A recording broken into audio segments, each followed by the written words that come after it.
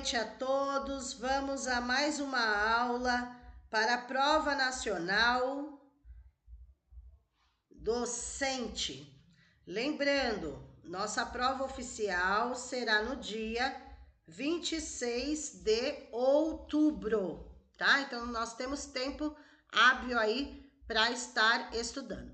Todos os conteúdos, né, eu mando no grupo porque é mais rápido para vocês pegarem, né?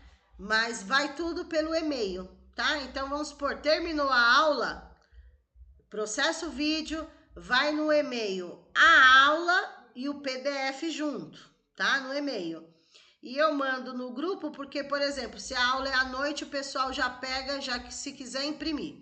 Eu não sugiro imprimir os slides porque é muita coisa, tá? Assim, os slides para imprimir é ruim, a não ser que você tenha um esquema de imprimir melhor, tá? Mas é só para vocês terem o material, fiquem à vontade quem quiser imprimir, mas daí, se for imprimir o slide em si, fica ruim para vocês porque gasta muito, né? Gasta muito imprimir assim. Mas enfim, vocês vão ter as duas coisas. Aula ao vivo, o PDF da aula e a gravação da aula, tá bom? Agora vai ficar tudo certinho, redondinho aí. Vamos lá então? Então, Prova Nacional Docente, nosso tema de hoje, teorias e práticas de currículo. Vamos lá? Então, gente, vários autores falam sobre as teorias do currículo, tá? Então, eles não pedem na prova de vocês autores específicos, mas eles falam de uma forma geral, então eles fazem ao contrário. Eles falam do conteúdo e falam, vários autores falam sobre esse tema, tá? Em partes é até melhor para vocês, porque senão muita gente fica preocupado com o nome do autor. E nessa vocês não tem que estar preocupado com o nome do autor, qual é o autor, e sim com o assunto, com o tema, né? Sobre o que nós estamos falando, independente quem é os autores que fazem parte, tá? Mas aqui já inicia dizendo que tem vários autores que estudaram, que pesquisaram sobre as teorias do currículo, né? Nós sabemos, quando nós falamos currículo, só a palavra currículo, né? Se a gente pegar pela lei, o nosso currículo, ele é dividido em base comum. O que é a base comum? Mais alguém tentando entrar. Base comum, certo? Que é português, matemática, história, geografia, ciências, artes, educação física, inglês. Isso é base comum. Então, o currículo ele é dividido em base comum, que tem um professor para dar aula especificamente em cada matéria, né? Cada disciplina. E de 1º ao 5º, o professor dá 5 disciplinas de uma vez, né? O pedagogo dá as 5 disciplinas. E a outra parte do currículo é a parte diversificada, tá? Que vai entrar temas transversais, sobre bullying, sobre direitos humanos, vários assuntos eu posso tratar na parte diversificada do currículo. E não precisa de um especialista para falar sobre determinado assunto, tá? Então, a parte diversificada do currículo, ela complementa a base comum, certo? Então, currículo. Agora aqui, nós vamos tratar sobre o quê? As teorias, certo? A parte teórica, né? Da onde veio esse currículo? O que fala sobre currículo, né? Quais os tipos de currículo, as classificações do currículo que foram pesquisadas, tá? Então, durante toda a história, tiveram várias teorias falando sobre o currículo. Umas melhores, outras piores, mas nós vamos chegar num consenso que sempre precisa de avanço. Mesmo trocando, nós estamos usando esse tipo de teoria. Agora passou tantos anos, nós estamos usando esse outro tipo de teoria. Independente, sempre precisa ter melhorias, né? Precisa ter melhorias, tá? Mas aqui vai focar só nas classificações. Então, vejam. Vários autores falam sobre as teorias. Nós temos aí o Silva, que fala sobre currículo, as teorias do currículo. O Saviani, que é muito conhecido em concurso. O Sacristã, principalmente o Libânio. Então, todos eles falam das teorias, todos eles, tá? Não vai ter nenhum autor específico mais, é só o conteúdo, tá? Então, nós vamos ver que, conforme a pesquisa, juntando as pesquisas de todos eles que falam sobre currículo, nós temos 3 grupos de teorias de currículo, 3. Muitas coisas que eu vou falar aqui, principalmente quem está se formando agora em pedagogia, por exemplo, né? Quem fez a prova do ENAD há pouco tempo, lembrando, a nossa prova nacional docente é a matriz curricular do ENAD, não é a mesma prova, mas é a mesma abordagem, tá? Não se esqueçam disso. Então, esses assuntos teóricos, gente, quem tá saindo da faculdade tá mais fresquinho, digamos assim, ok? Então, nós temos 3 grupos, ou seja, 3 classificações de currículo. Eles perguntam na prova? Sim, eles perguntam para vocês encontrarem quais são as 3 teorias, quais são os 3 grupos, quais são as 3 classificações. Então, nós temos 3 aí. As teorias tradicionais, aí depois vem, durante todo o movimento, toda a história, todo o processo, né? Aí depois veio as teorias críticas e depois vieram as teorias pós-críticas, tá? São esses 3 nomes, palavras-chave da prova de vocês, tá? Quais são as 3 teorias? Tradicionais, críticas, pós-críticas, tá? E exatamente, eles não vão pedir a ordem para vocês, mas é exatamente essa ordem que aconteceu durante o tempo, né? Durante todo o tempo são essas daí, tá? Vamos lá ver, a gente vai ver as características de cada uma, onde cada uma se encaixa, porque a partir das características delas é que vocês vão encontrar as respostas corretas na prova, tá bom? Vamos lá. Nós temos 2 simulados também. Por quê?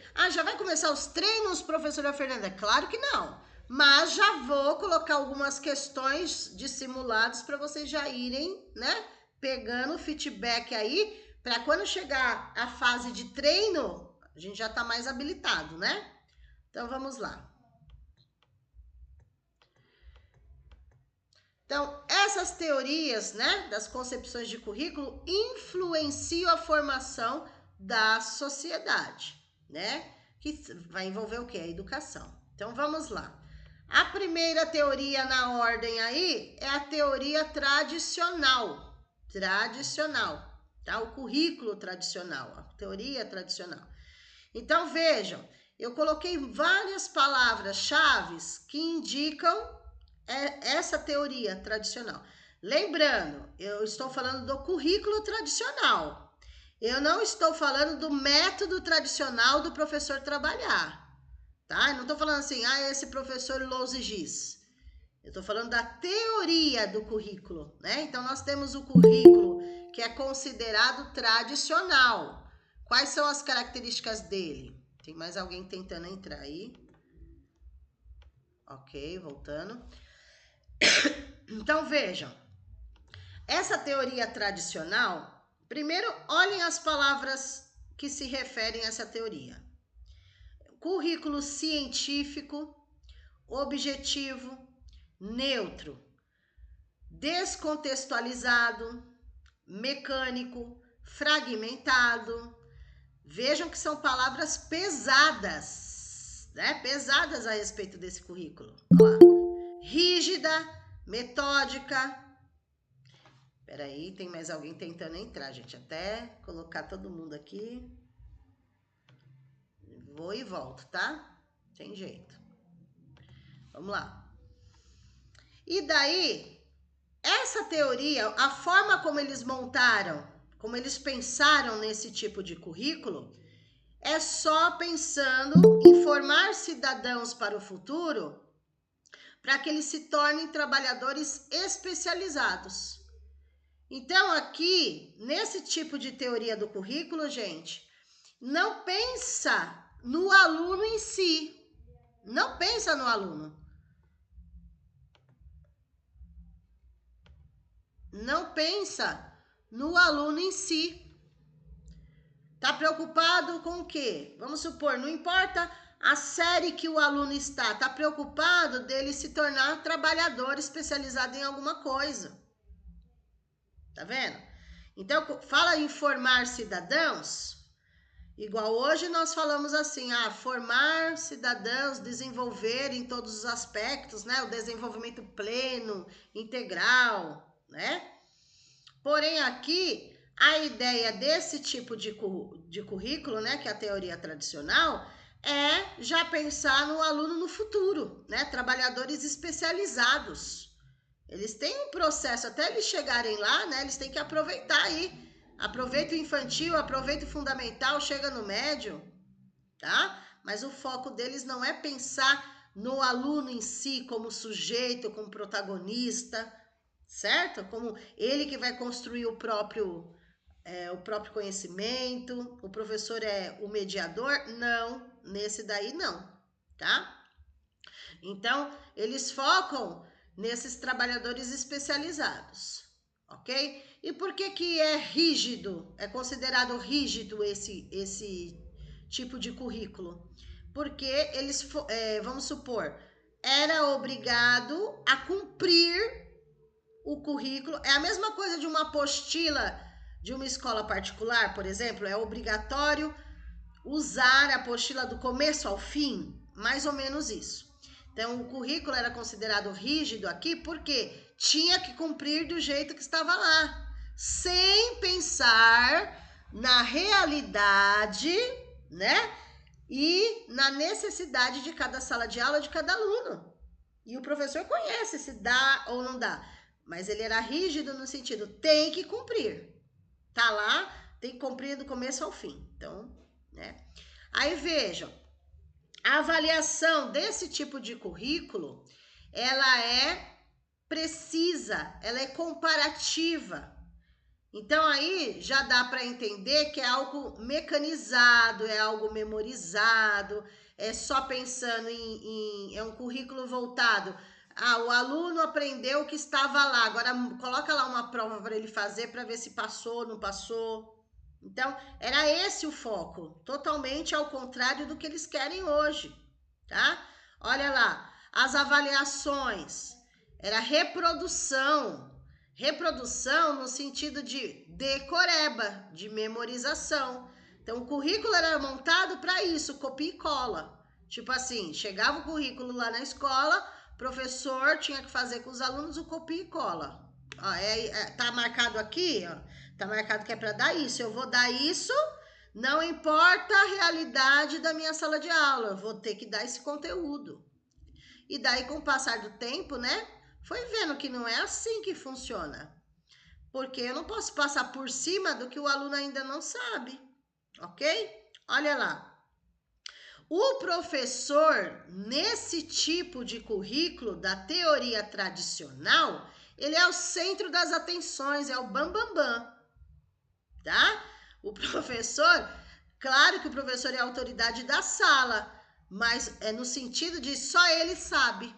Então, aqui, prevalecia o quê? O professor como transmissor do conhecimento, algo que eles não querem ouvir falar sobre isso. Por quê? Se o professor é transmissor, era aquele tipo, só o professor fala, o aluno não participa de nada, só ouve, né? E a prioridade aqui não é o aluno, é no ensino. O professor é a autoridade, o professor domina o saber, ele é o bambambam do saber, ele sabe tudo, porém o foco, a prioridade que eles dão nesse tipo de teoria é o no ensino. É no ensino. O que significa isso? Não está preocupado na aprendizagem do aluno, se ele está conseguindo ou não. Porque a partir do momento que a prioridade é o ato do ensino, quem vai dar esse ensino é o professor. Então, eles não estão focando na aprendizagem, porque é um processo ensino-aprendizagem. De um lado tem o professor, do outro lado tem o aluno. Então, o professor vai transformar aquele ensino em aprendizagem para o aluno. Mas aqui, nessa daqui, eles não se importam, de fato, se o aluno está aprendendo ou não. Tem que ser dado aquilo, pronto e acabou. Certo? Como ponto positivo dessa teoria, fruto do seu contexto histórico, porque é antigo, né, gente? Foi a primeira teoria aí. Mas graças, né, apesar dela não concordarem mais com esse tipo de currículo dessa teoria tradicional, mas ela foi um marco, né? Foi onde tudo começou, era o que tinha, né? Não é assim que a gente fala? Era o que tinha para hoje, era o que tinha para aquele tempo. E daí, graças também a essa teoria, um ponto positivo, apesar de ser totalmente fora do padrão de hoje, começou aí o que nós chamamos de uma escola pública, porque começou a escola pública na época em que prevalecia a teoria tradicional do currículo, tá? Aí nessa fase surgiu a escola pública, universal significa para todos, né? Então teve aí, por que universal, gente? No sentido assim, depois se vocês vão ter essa aula de história da educação, daí eu me aprofundo um pouquinho mais, porque essa não é a aula, tá? Mas só para fazer uma comparação. Quando fala universal, atender a todos. Então, universal, atender o infantil, atender o fundamental, atender o médio, atender as modalidades da educação especial, da educação de jovens e adultos, tal. Porém aí, por que fala que foi uma conquista universal? Bem antes, aqueles com menor condições financeiras, digamos assim, os mais simples, os que tinham mais dificuldade, para a sociedade, eles não precisavam nem ir para a escola, né? Nem ir. Então, assim, a gente percebe que quem ia era os que tinham mais condições financeiras, o restante ficava trabalhando com os pais, né? Não tinha essa prioridade, tá? Mas, depois que veio a teoria tradicional, então se tornou universal, ou seja, vagas em escolas públicas para todos, tá? Então começou aí dessa teoria tradicional, né? Tem as críticas contra o currículo tradicional? Tem, mas foi nessa época que surgiu as escolas públicas para todos, né? Então vagas para o infantil, vagas para o fundamental, vagas para o médio.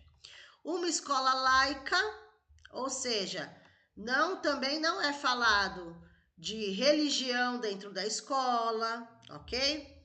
Uma escola gratuita, aí teve o dedinho aí do Anísio Teixeira e de outros aí.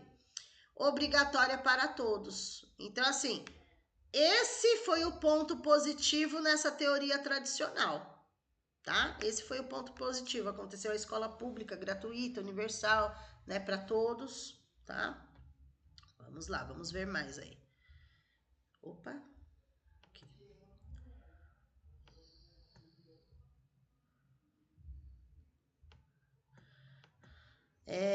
São escolas nas quais essa teoria tradicional está presente. Então, veja. Então, nós temos lá a teoria tradicional e quais as escolas que fizeram parte ou ainda fazem parte dessa teoria tradicional. Por que eu falo isso? Porque não é todas as escolas, todos os ensinos que saíram dessa teoria tradicional. Ainda existem muitas escolas que trabalham nesse mesmo sistema, tá? Olha lá.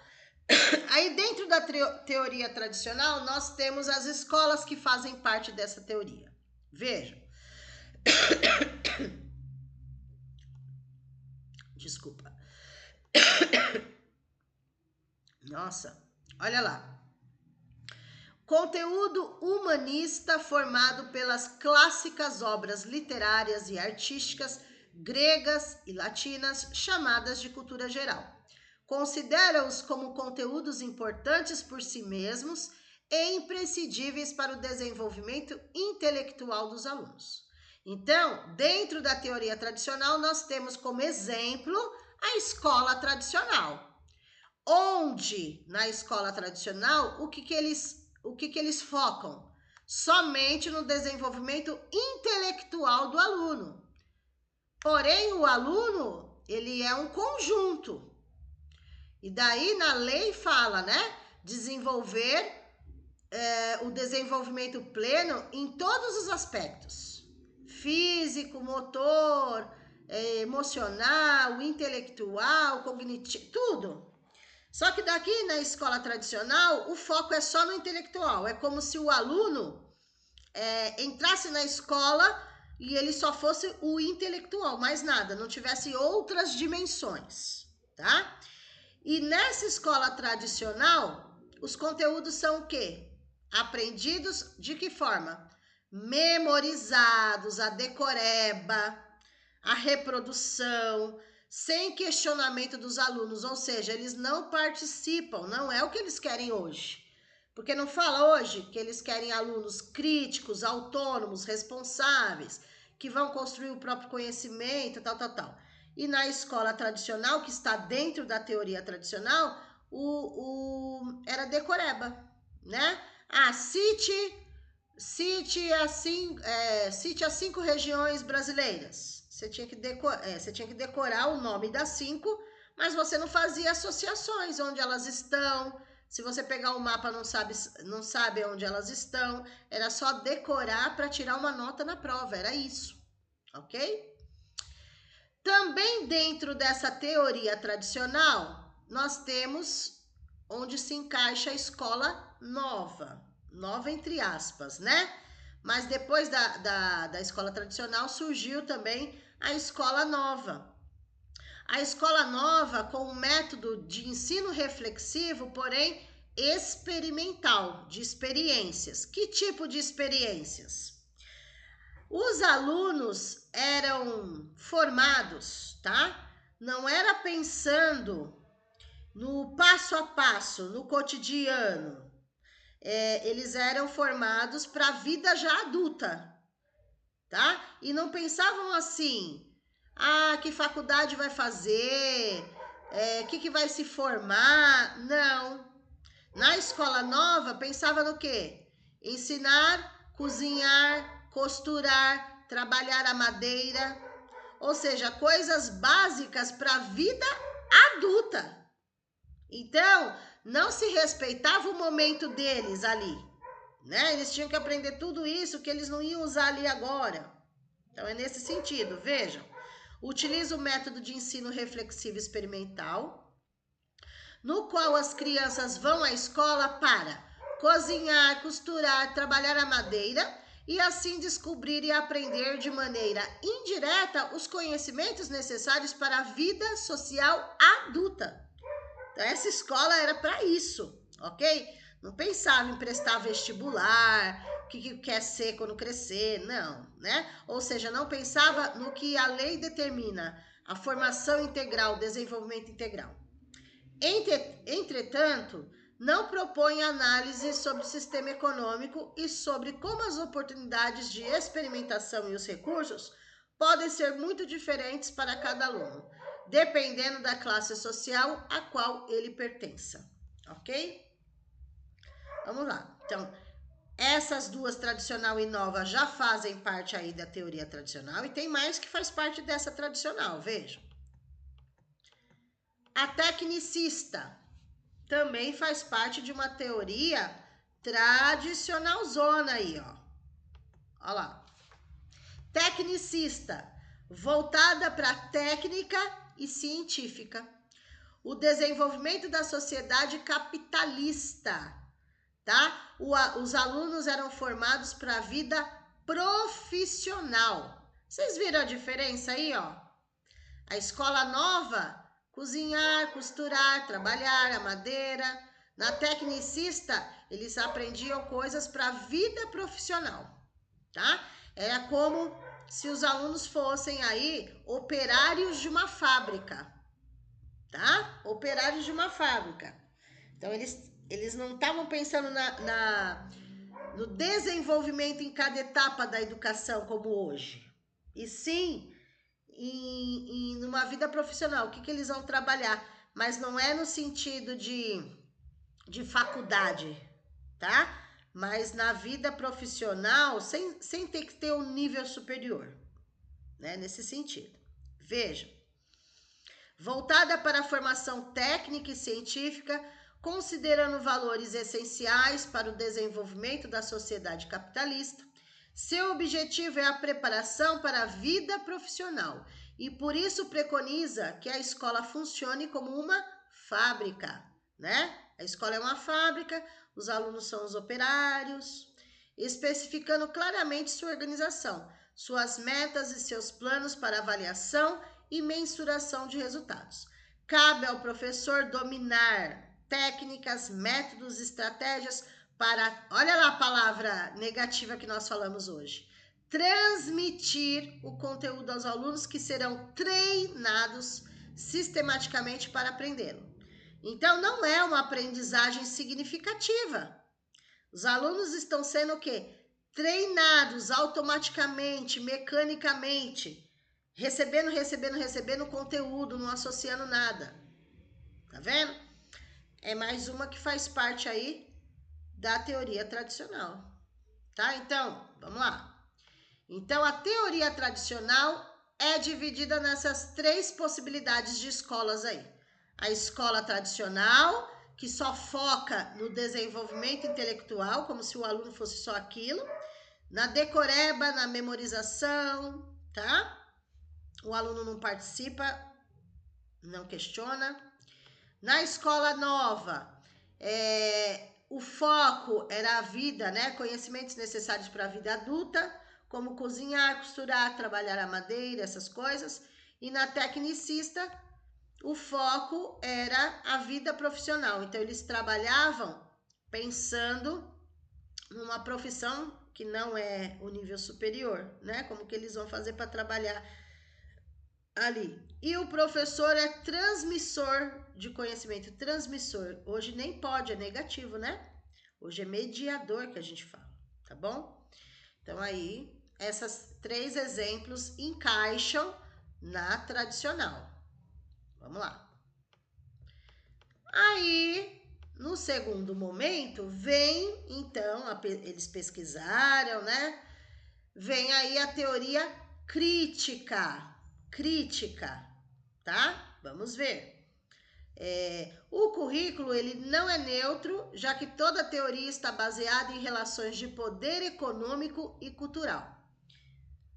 Nessa teoria crítica, gente, eles vão também, assim como todas, tá? Tem a presença aí de vários autores que pesquisaram a respeito, tá? Essa teoria também vai envolver pesquisas. Deixa eu subir um pouquinho aqui. Essa teoria também vai ter pesquisas como base sociológicas, filosóficas, antropológicas, né? Então, elas vão se envolver aqui de alguma forma, né? Só que aqui, ó, quem vai se envolver? Aqueles autores que pesquisaram a respeito, tá? Lá no início fala vários autores, eles estão espalhados nos textos todos. Porque o foco não é o autor que falou sobre aquilo, porque é uma pesquisa que vários fizeram e chegaram a uma conclusão. Então, não é só um único autor, tá? Mas nessa teoria teve pesquisas sociológicas até chegar na teoria crítica. Fizeram pesquisas sociológicas, filosóficas, antropológicas, tal, até chegar na crítica. Peraí.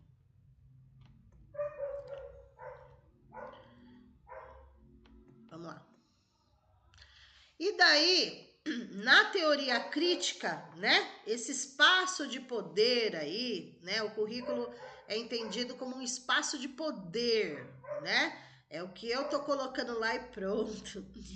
Ideologia dominante é reproduzida, tá? As ideias de quem domina, quem tem mais condições, são os dominantes aí no caso, tá? Promovendo a autonomia e liberdade dos cidadãos. Eles colocam uma liberdade, né? Mas não é aquela liberdade. Porém, vocês vão perceber que melhorou um pouquinho. Comparando o tradicional com a crítica, já deu uma melhora, né? Já entra um pouco de autonomia, de liberdade, já entra um pouquinho. É ainda aquela grande diferença? Não, mas já deu uma melhorada, tá? E quais as classificações dessa crítica? Vocês viram lá que na tradicional, é a escola tradicional, a escola nova e a escola tecnicista. E na teoria crítica, quais são os exemplos? Vamos lá. Aqui. Na crítica, nós temos um sistema de ensino chamado como violência simbólica. É forte, né? Sistema de ensino como violência simbólica, mas eu vou explicar direitinho para vocês. O que eles consideram como violência simbólica? Que a classe menor, a classe mais simples, que é a classe dos trabalhadores, tá? Aqui não tem tantas condições financeiras. Era assim: para eles só o ensino primário já tá bom. Eles não vão chegar a muito alto mesmo.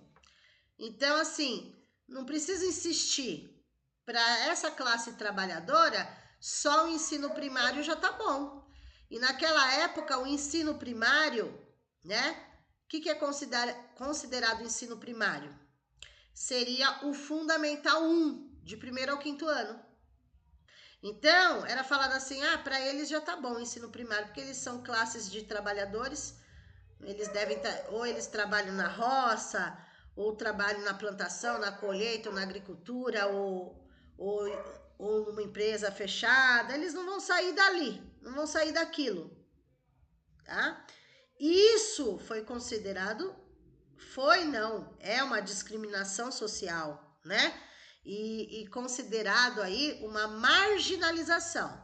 Quando a gente fala marginalização, não significa bandido, marginal, não. A marginalização no sentido assim, de menosprezar a classe trabalhadora, dizendo que para eles serve só o ensino primário, já tá bom. E daí, o ensino secundário, né, e o nível superior seriam para aqueles que tinham mais condições financeiras, que eles chamam de classes mais abastadas. Abastadas no sentido, mais condições financeiras aí. Deixa eu ver quem tá tentando entrar. Elisete. Tem mais alguém? Ok, voltando. Então, isso era considerado marginalização. Você discriminar. E é uma violência simbólica, por quê? Porque não é uma violência física, né? Não tem violência física que estão batendo neles. Mas é uma violência simbólica, né? No sentido de houve uma discriminação, pensando que eles só o ensino primário já estava tudo bom, tá? E daí, dentro ainda da teoria crítica, outro exemplo aqui. Escola como aparelho ideológico do Estado.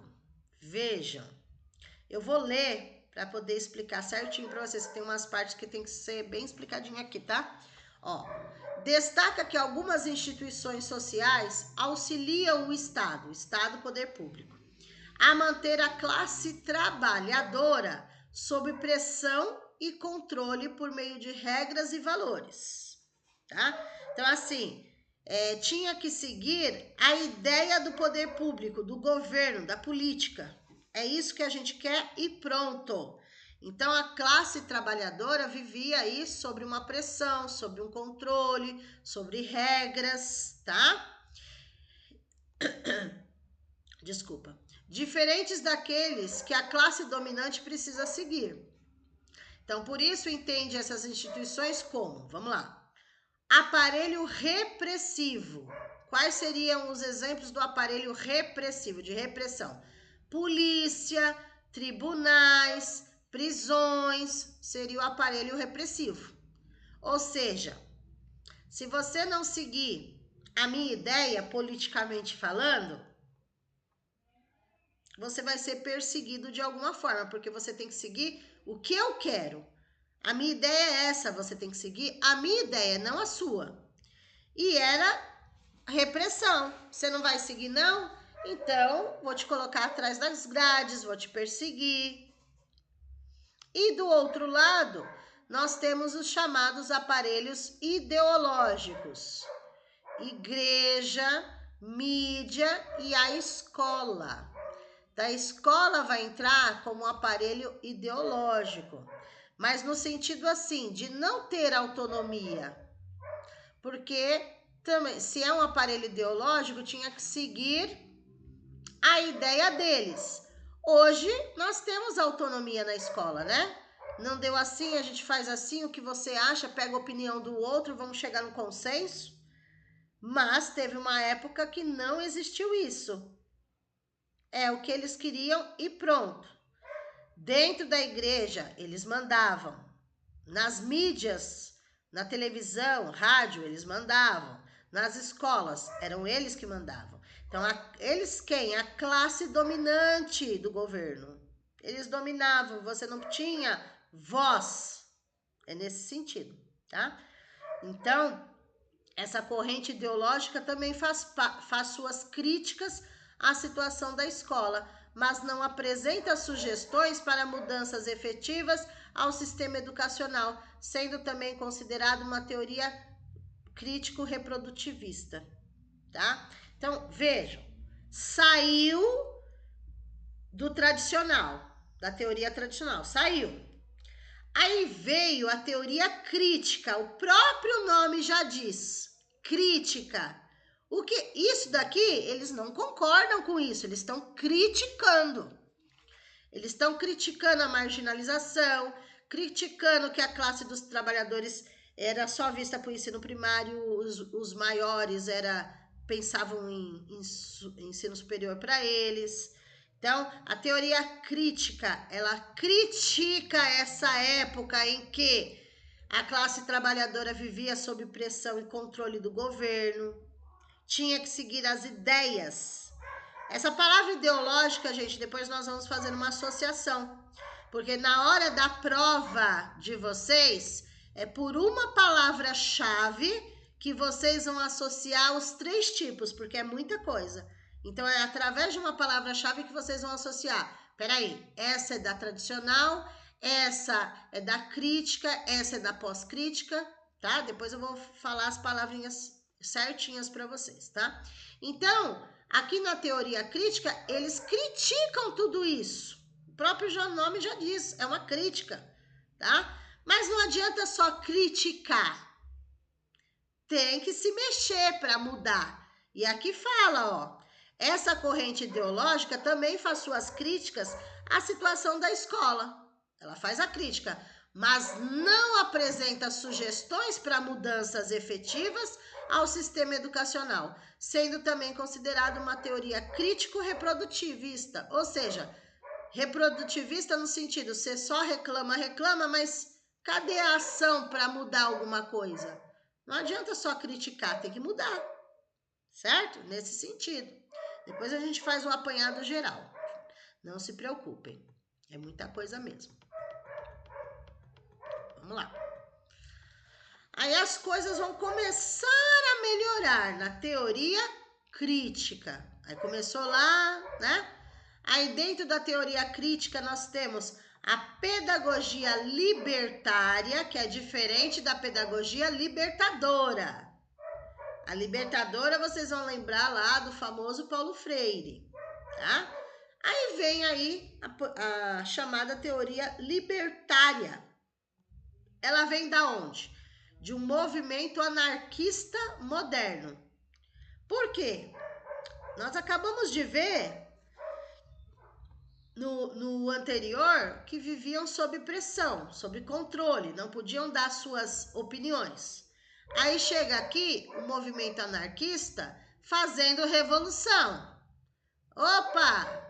A gente quer falar, a gente quer dar nossa opinião, vocês não podem mandar na gente, né?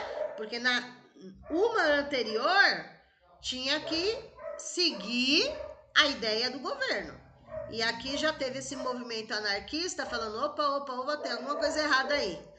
A gente tem direito de falar, de opinar, de se posicionar, tá? Aí veio essa pedagogia libertária, tá? Movimento anarquista moderno faz oposição, né, a qualquer forma de governo que levante a bandeira da liberdade e igualdade para todos, partindo do pressuposto de que o povo deve autogerir-se, já explico, a partir das suas próprias vontades e necessidades. Propõe uma nova organização social em que a prática educativa fique identificada como prática social de formação do novo homem, preparado para a autogestão. Então, olha, o foco dessa daqui é o seguinte. Nessa pedagogia libertária, o que acontece? Autogestão. Por exemplo, hoje nós temos a gestão democrática numa escola, né? Que é todo mundo junto, a equipe, para chegar na tomada de decisão, ok?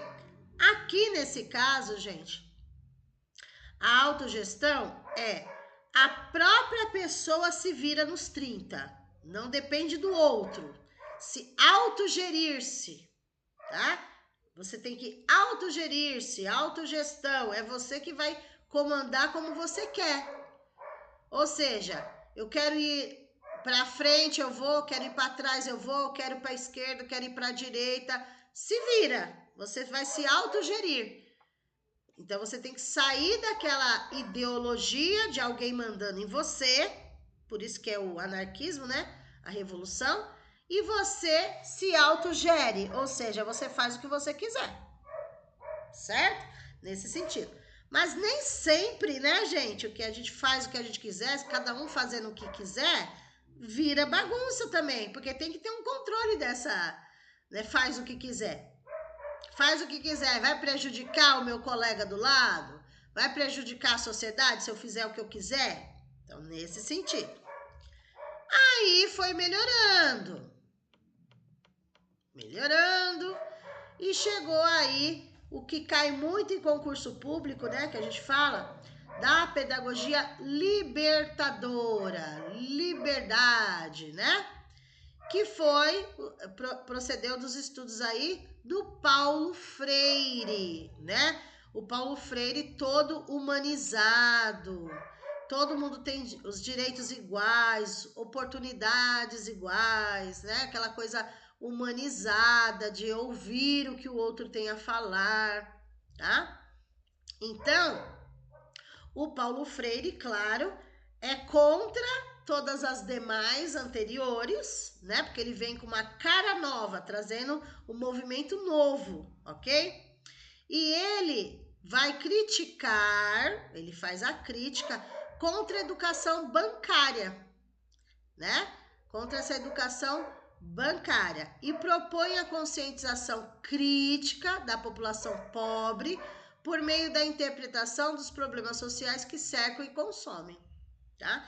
Então, o Paulo Freire, ele faz a crítica em tudo e fala que as pessoas têm que ter essa liberdade. Chegou a fase da libertação, tá?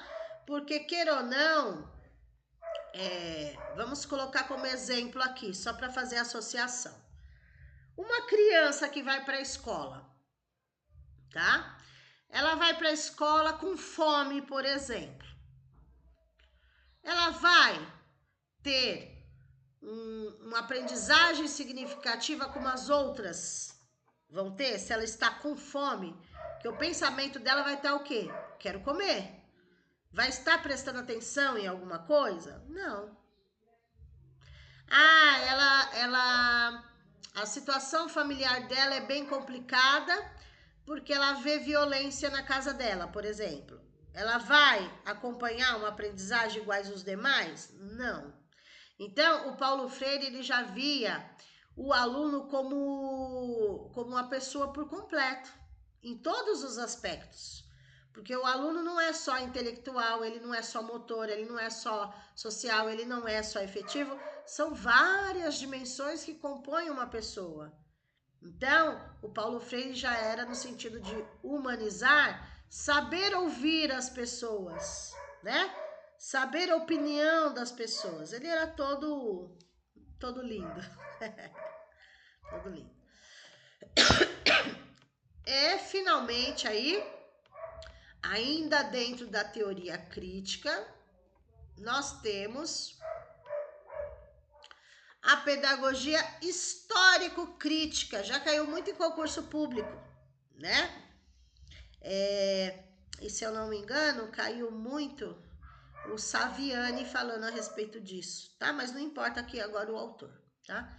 E daí, depois da pedagogia libertadora do Paulo Freire, aí vem a pedagogia histórico-crítica, ou crítico-social, tanto faz, tá?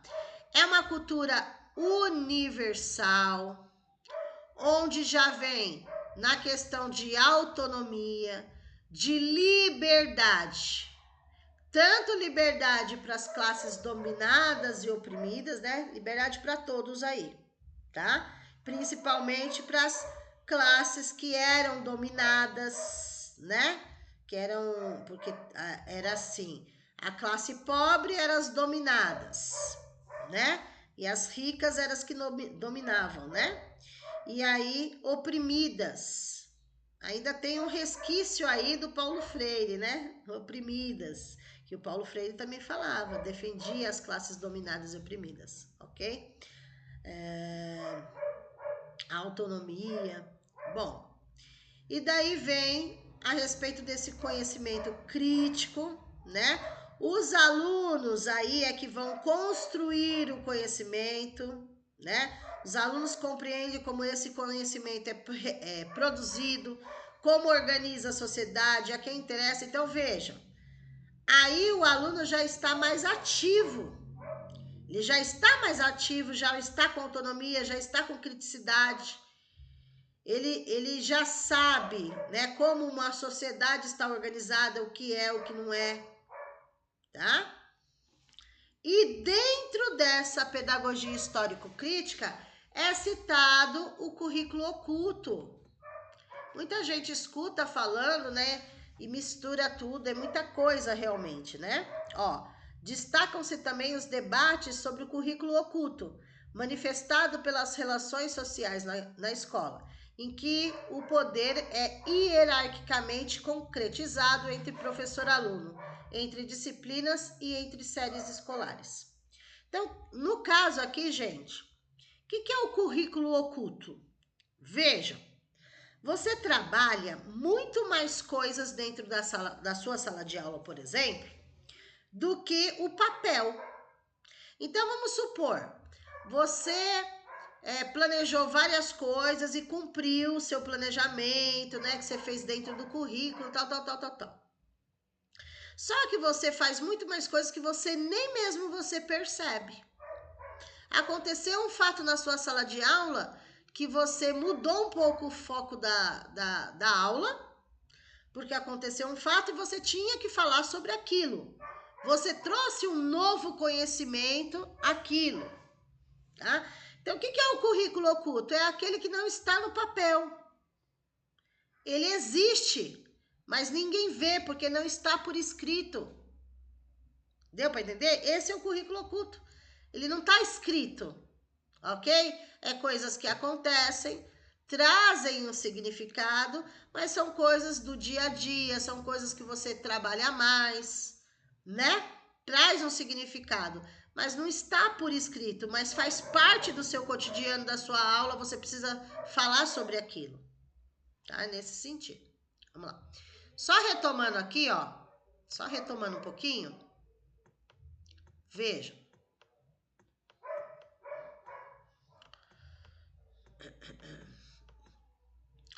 Então, na teoria crítica, ela está classificada, dividida ou classificada como vocês acharem melhor.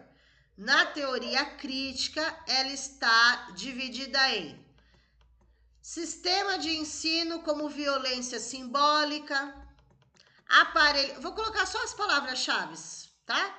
Na teoria crítica, ela está dividida em violência simbólica, aparelho ideológico, pedagogia libertária, pedagogia libertadora e pedagogia histórico-crítica. Ela tem 5, tá? Já na tradicional são 3. Eu vou voltar só porque tem gente que chegou atrasado e não viu, tá? Na teoria tradicional, nós temos a escola tradicional, a escola nova, a escola tecnicista, tá? Então a gente vai fazer, depois eu faço até um mapinha para vocês, tá? Na teoria tradicional, eu tenho a escola tradicional, a escola nova, escola tecnicista. Na teoria crítica, então, eu tenho violência simbólica, aparelho ideológico, aí vem a pedagogia libertária, a pedagogia libertadora e a pedagogia histórico-crítica. Todas elas depois, gente, não se preocupem, vocês vão ter um resumo de tudo, tá? Com as palavras-chave no final, ok? E, finalmente, a terceira teoria, porque lá no começo eu falo... Espera um pouquinho, deixa eu pegar um pouquinho de água aqui.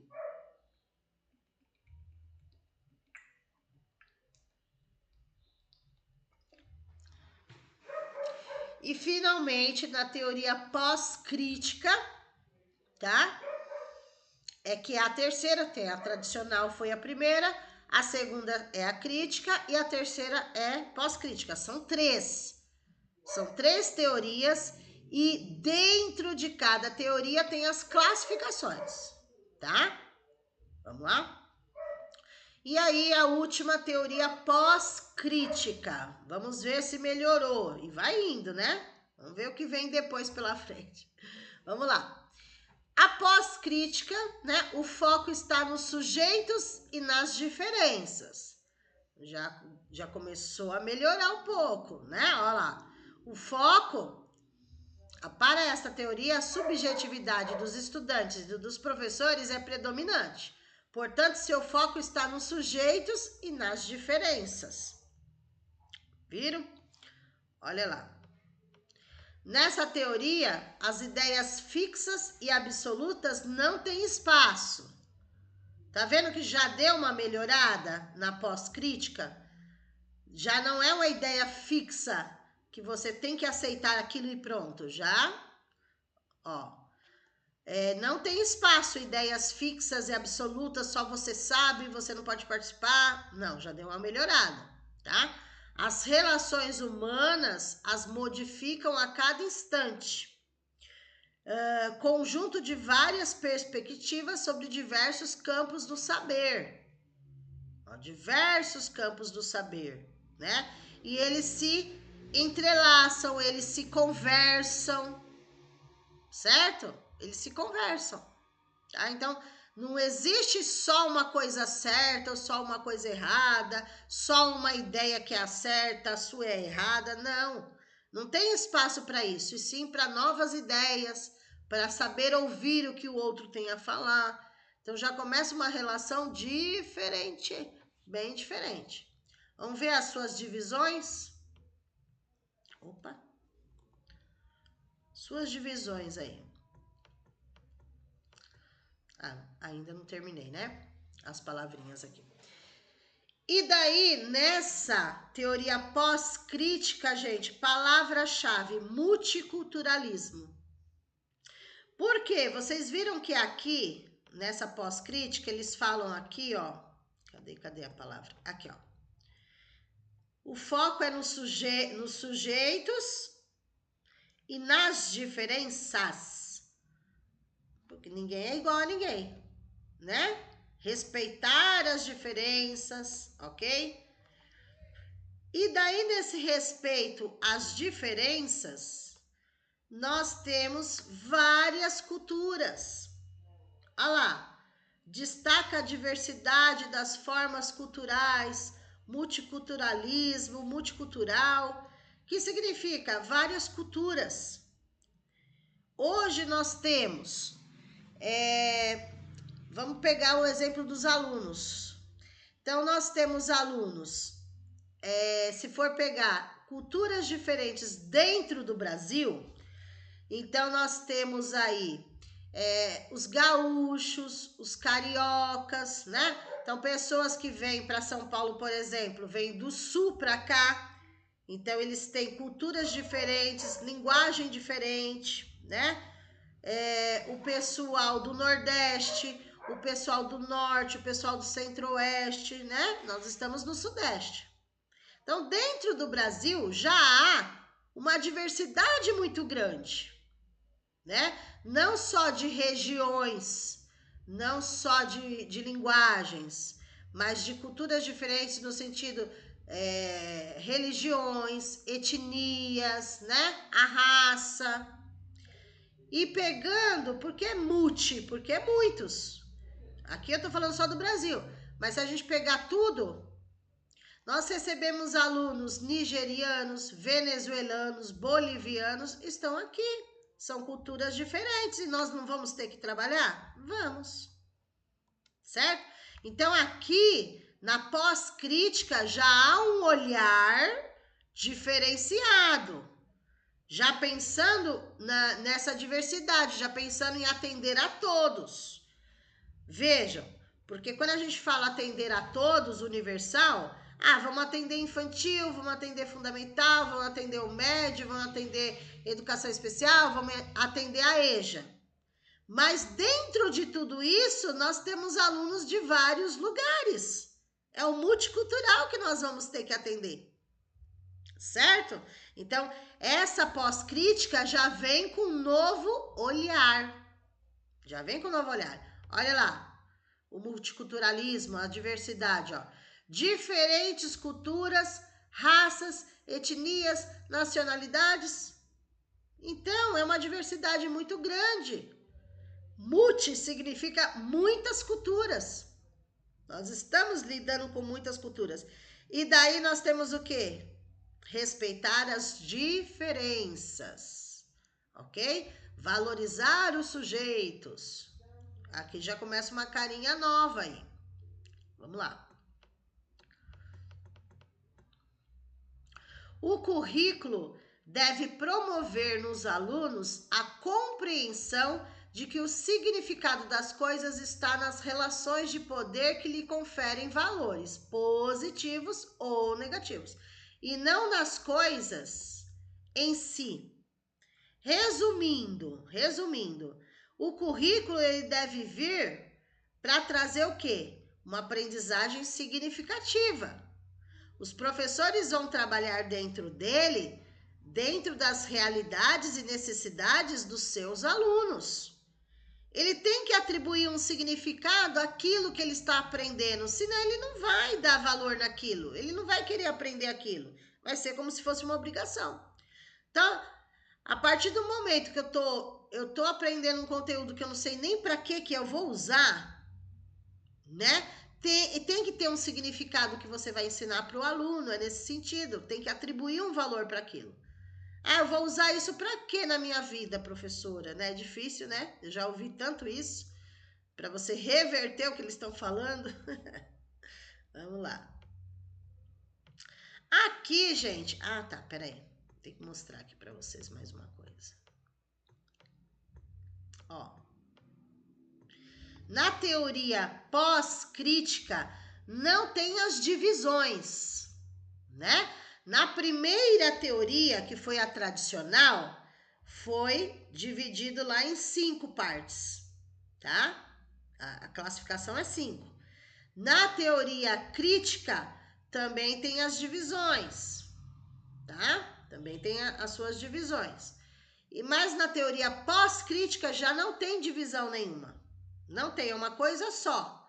E dentro disso tem as palavras-chave, tá? Diferenças, principalmente multiculturalismo e etc. Opa. Vejam.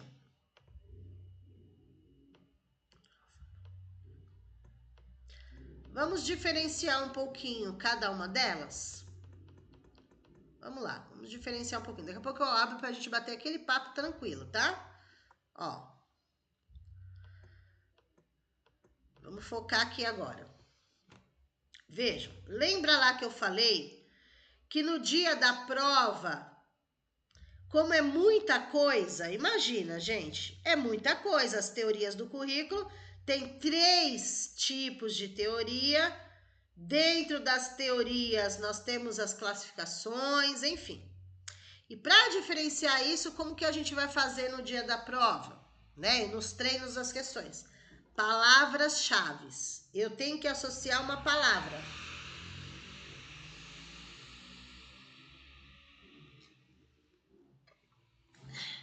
Então, por exemplo, eu vou falar primeiro todas, depois eu vou explicar.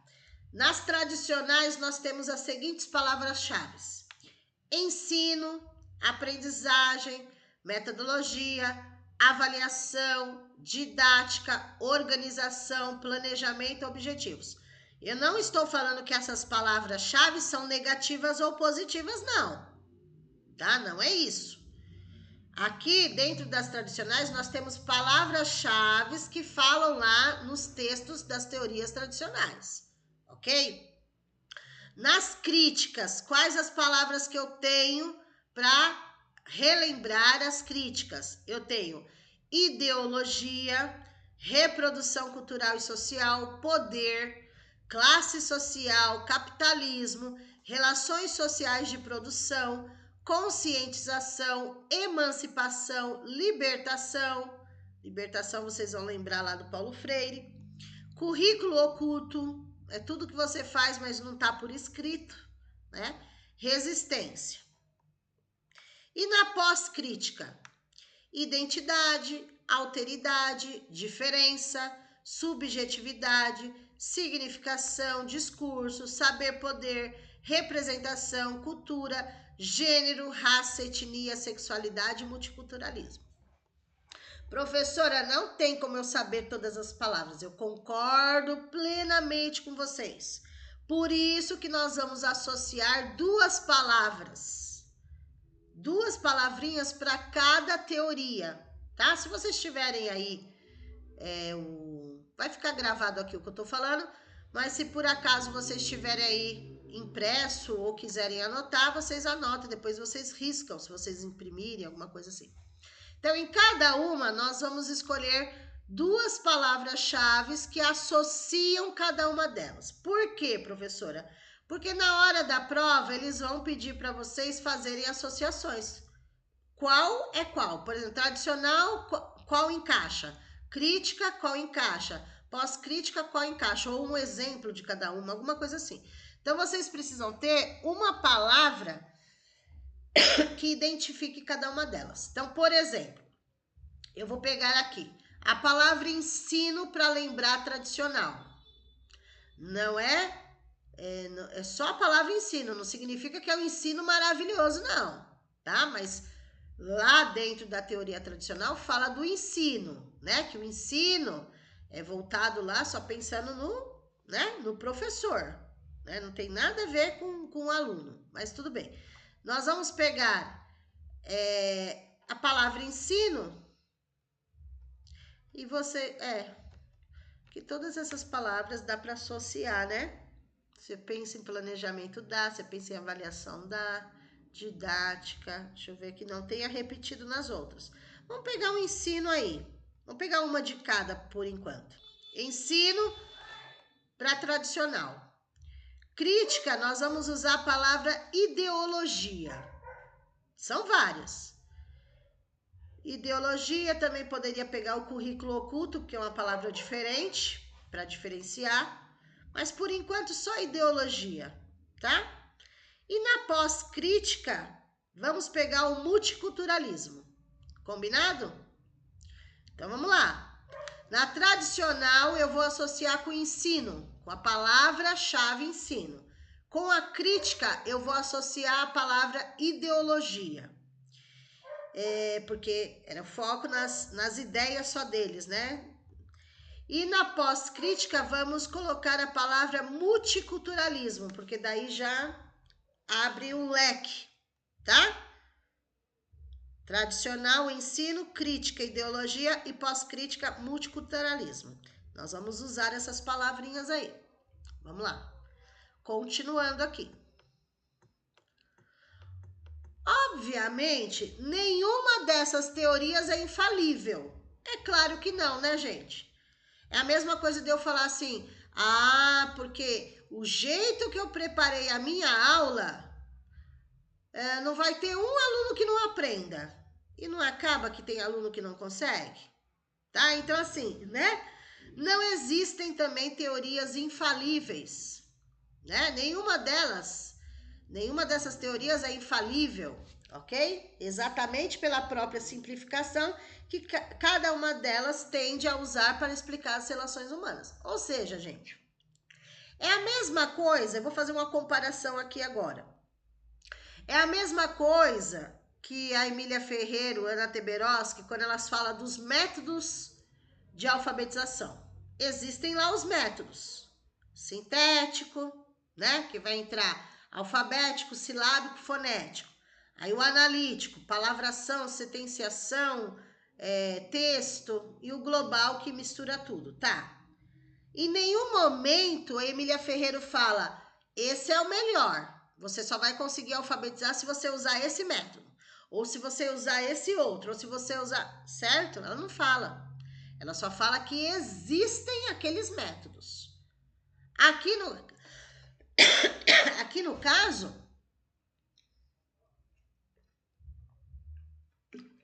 não está defendendo o método, não está defendendo uma teoria, dizendo que essa é melhor, essa é pior, eles não falam. Nós é que percebemos as mudanças, tá? As mudanças. E hoje, o que eles pedem? Eles pedem uma teoria mais crítica e pós-crítica. Vocês percebem que a tradicional foi ficando para trás. Dentro da tradicional lá, vai melhorando.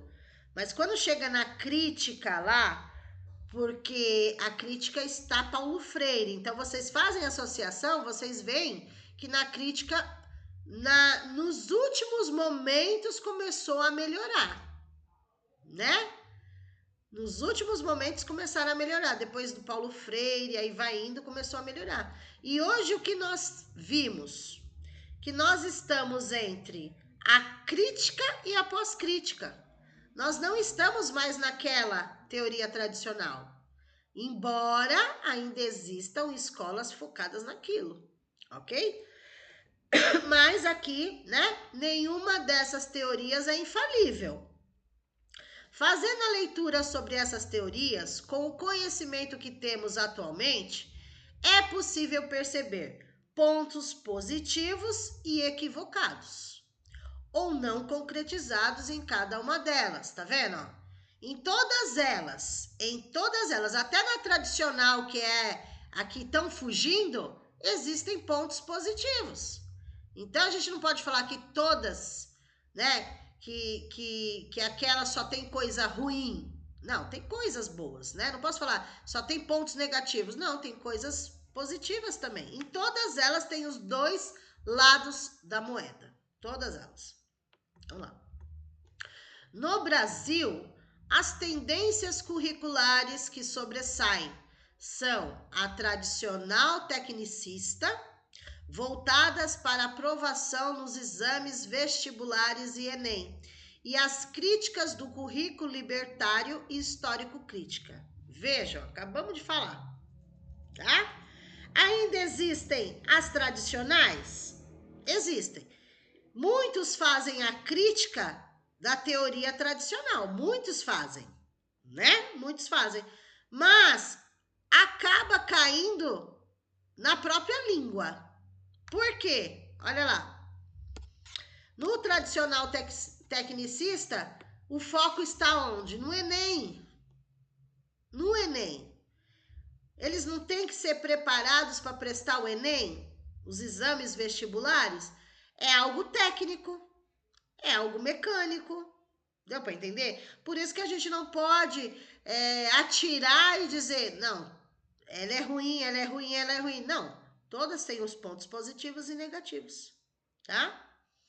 Então, aqui no Brasil, o que se percebeu, né, o levantamento feito por esses autores que nós citamos lá no começo, o Saviani, o Libani, o Silva, né, todos eles, chegou à conclusão nas pesquisas que no Brasil as tendências maiores, não que não existam todas, mas as tendências maiores estão na teoria tradicional tecnicista, porque a tecnicista se volta aí para o vestibular, para o Enem, né?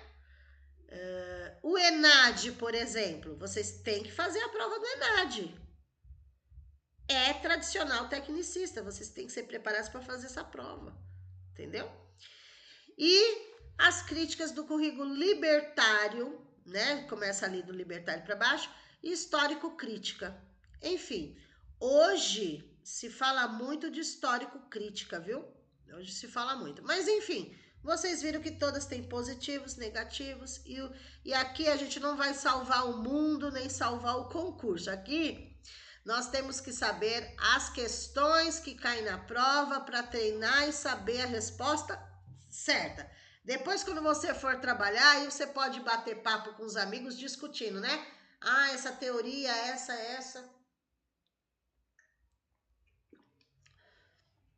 Aqui, gente, ó, embora esses conteúdos são conteúdos de nível superior, é da graduação. Todos esses conteúdos que eu vou dar para vocês é para quem está se formando em pedagogia e outras licenciaturas, é o que é dado na faculdade. Não é brincadeira. Pode olhar lá. Tanto é que é a matriz do ENAD da faculdade. Ok? Então, todos esses conteúdos são conteúdos de um curso de superior, de graduação. Certo?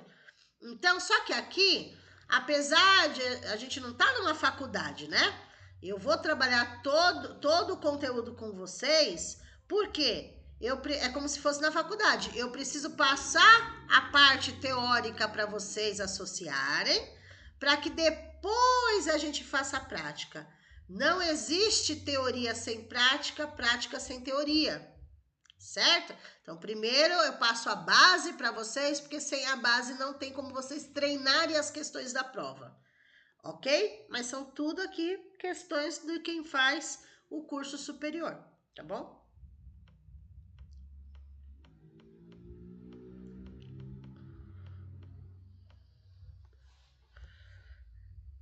Vamos. Ah, não vou passar ainda esse daqui não.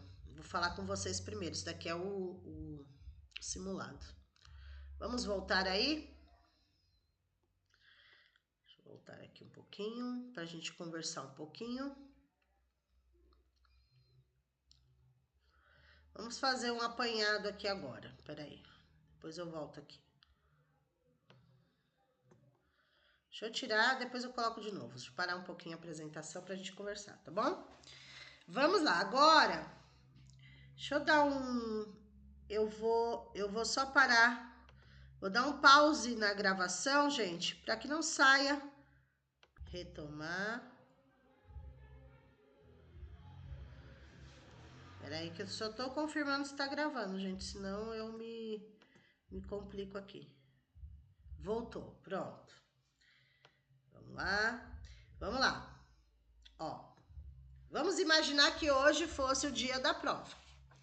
O conhecimento científico e as teorias pedagógicas são importantes para conhecer melhor, ser conscientes das consequências e entrever com mais clareza caminhos alternativos, mas por si só não orientam diretamente a prática docente. O profissional da educação responde pessoalmente na medida das suas possibilidades e de acordo com o seu compromisso ético profissional. Atenção, principalmente os alunos que são novos, para não se assustarem.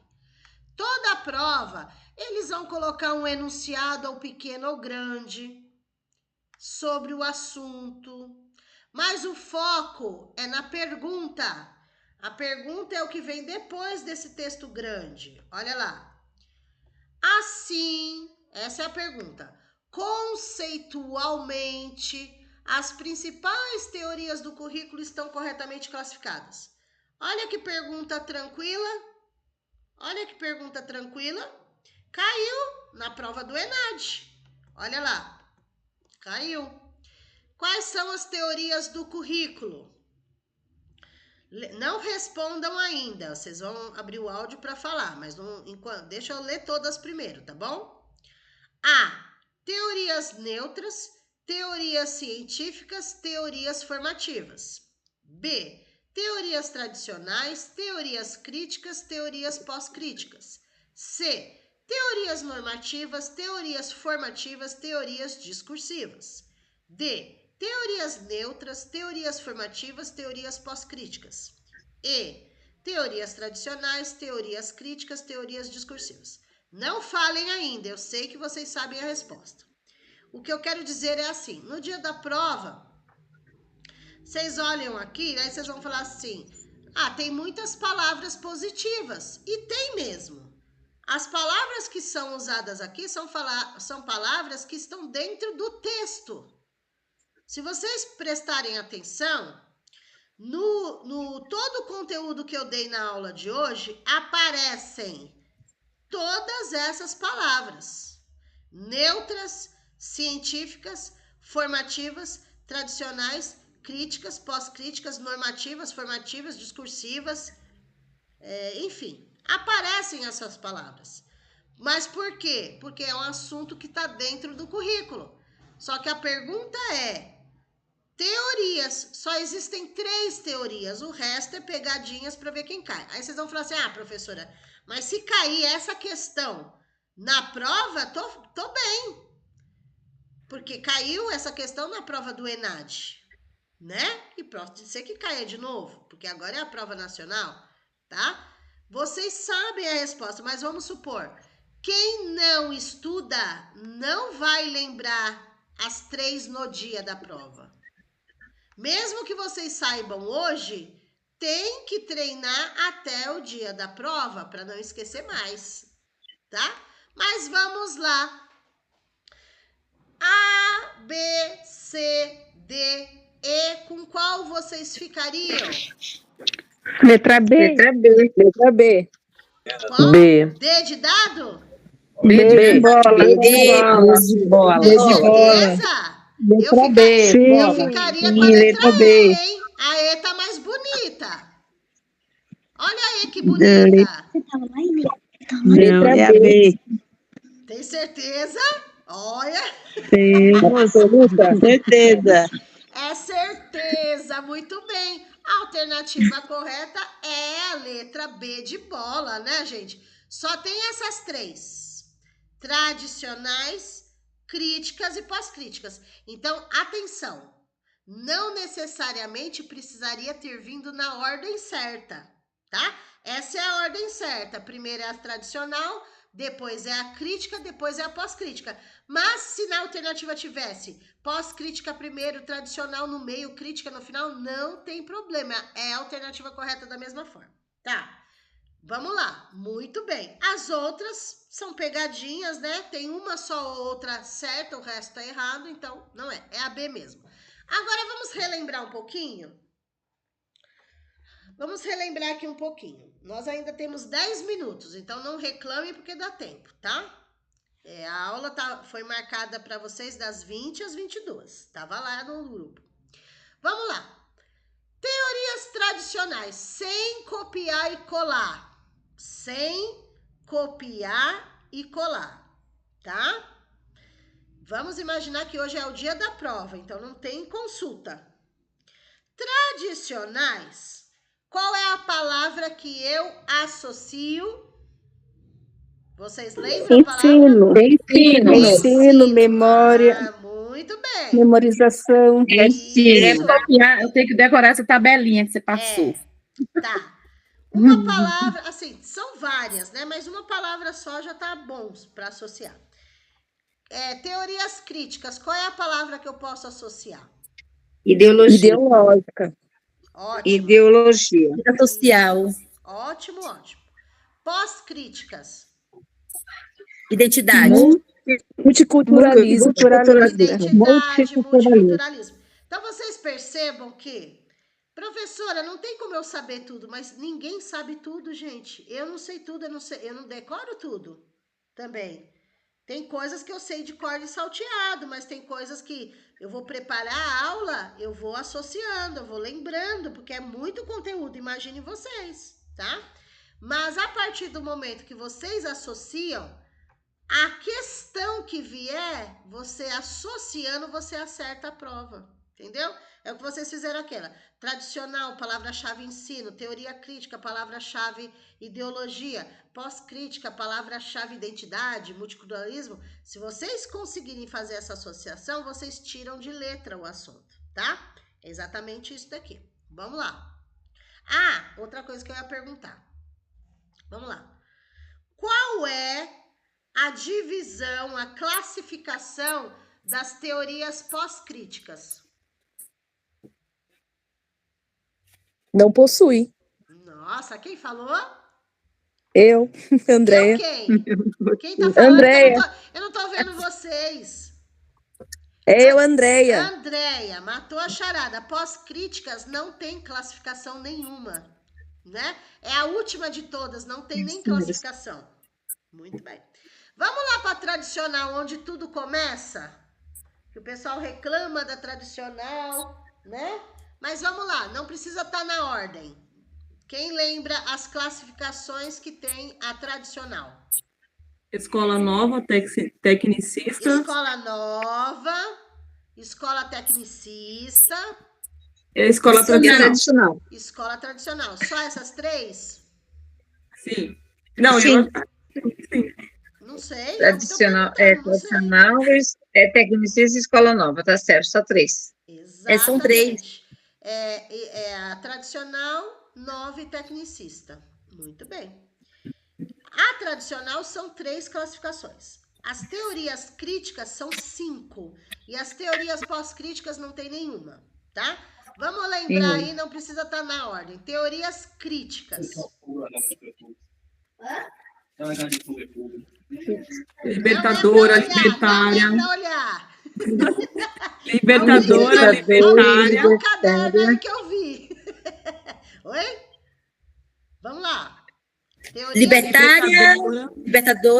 Libertadora, que lembra o Paulo Freire. Não precisa estar na ordem. Libertadora vai lembrar Paulo Freire, né? Eu associei a libertária com a libertadora já. Libertária e libertadora. Fácil, né? Isso, libertária e libertadora. Aí a libertadora é Paulo Freire, né? Então. Isso. Então, libertadora e libertária já tem 2, faltam 3. Aparelho ideológico. Aparelho ideológico, muito bem, tá certo. E ensino como violência simbólica. Violência simbólica, falta só uma.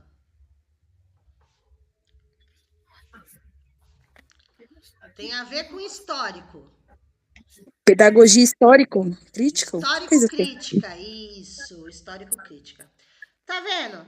A gente tem que associar, é isso. Mas aqui a pergunta era só identificar quais eram as 3 e vocês falaram a alternativa correta B de bola. Beleza, show de bola. É histórico-crítica e histórico-social, né? Isso, ou, né? Você pode falar só histórico-crítica. Ou você pode falar crítico-social, tanto faz. Tá? Tá. Porque não é as duas, né? Ou é histórico-crítica ou crítica social. Tanto faz. Ou crítica social, isso mesmo. Vamos lá. Olha o tamanho dessa questão. A pessoa olha, já se assusta, já quer sair correndo e não tem essa necessidade.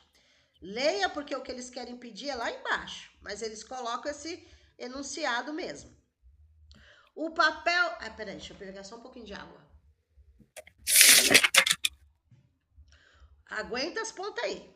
O papel social da escola se realiza por meio do currículo, que apresenta a organização da cultura e resulta da interação e confluência de várias estruturas políticas, administrativas, econômicas, culturais, sociais, escolares, entre tudo, na base das quais existem interesses concretos e responsabilidades compartilhadas, né?